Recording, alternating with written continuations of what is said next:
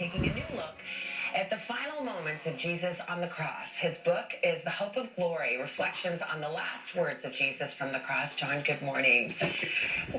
You're a historian, not a theologian per se, not a pastor, preacher. No, I practice without a license. Yes, exactly. But you are a man of deep faith yourself. Why did you want to write this? Well, I did it start out as a series of sermons for our church here in New York years ago. And I find that if you go back to the scriptures themselves, if you try to go back as best you can to what unfolded in real time and the story that was so important to those first generations, it actually deepens my faith as opposed to weakens it. I was going to say, because as a historian, you can't turn that off in yourself and the way you look at things. But we know more about Jesus than we know about a lot of ancient figures. The Gospels are not biographies in this classic sense. They were written to convince, they were written to convert. But you look at it, and it's really the last sermon, as it's been called. Father, forgive them, for they don't know what they do. Assuredly, you will be with me in paradise.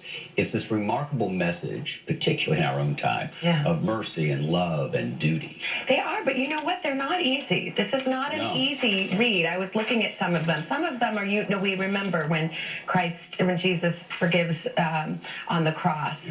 But then there are things where he says, I thirst. My God, why have you forsaken me? There's doubt. There's suffering. There's aloneness. It's heavy. And that's why the historical nature of this means so much to me, is that this is not a fairy story.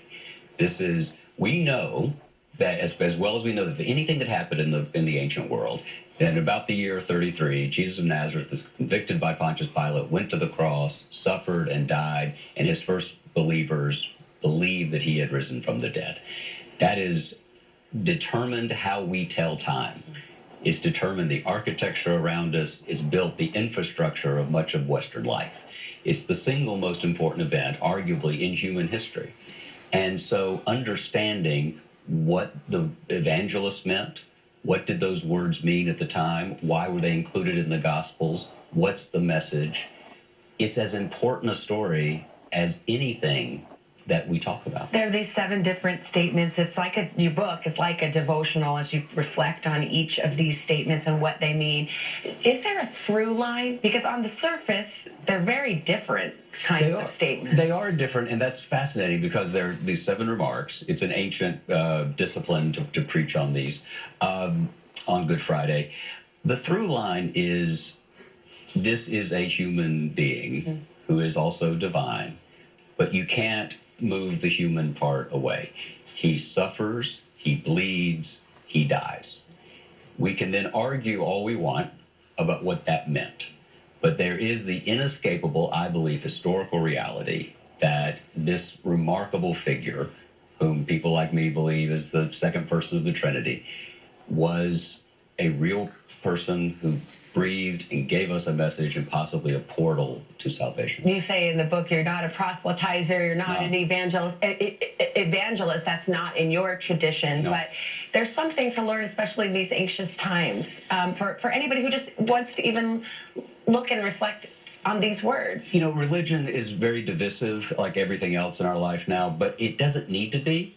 Look at the civil rights movement. Martin Luther King and Rosa Parks and John Lewis were doing what they did not because of an abstract idea, but because of the Sermon on the Mount. The core Christian message is to love your enemies and to turn the other cheek. And Lord knows I fail in it 6 times before breakfast. But we're called back to that cross again and again. Man, it's always good when you don't think of the earthly things, but you think of the things above. And this book helps you do that if you're feeling that way. Jon Meacham, thank you so much. The book is called The Hope of Glory, and you can find more about it at today.com/shop. Hoda, over to you for some music. Oh, we're ready, y'all.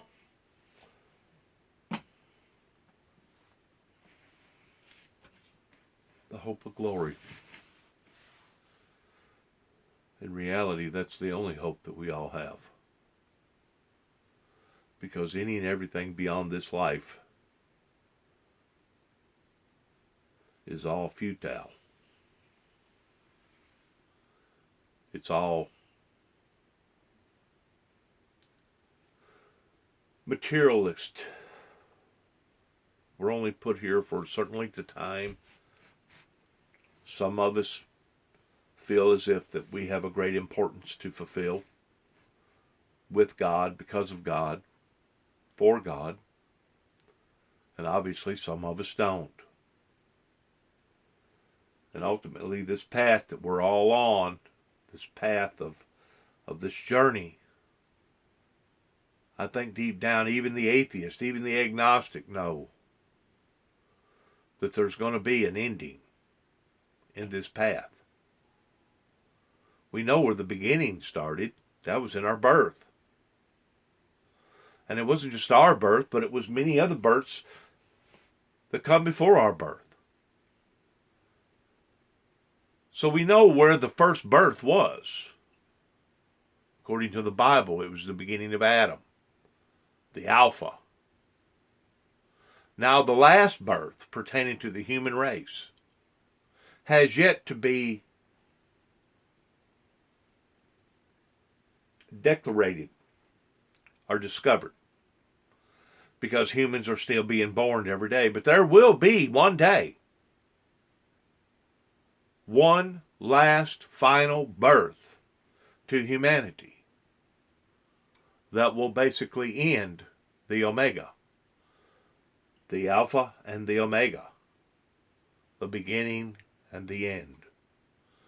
The beginning and the end to humanity, the beginning and the end to our path, the beginning and the end to where we ultimately will go.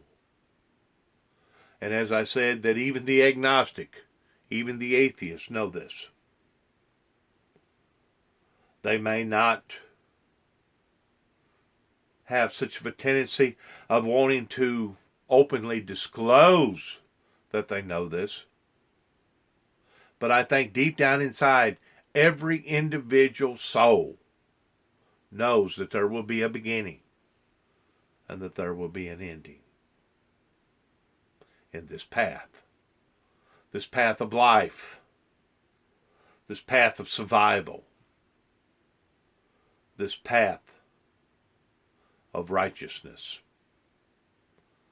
the path of God. Good luck to us all, and shalom on Good Friday coming up. God bless.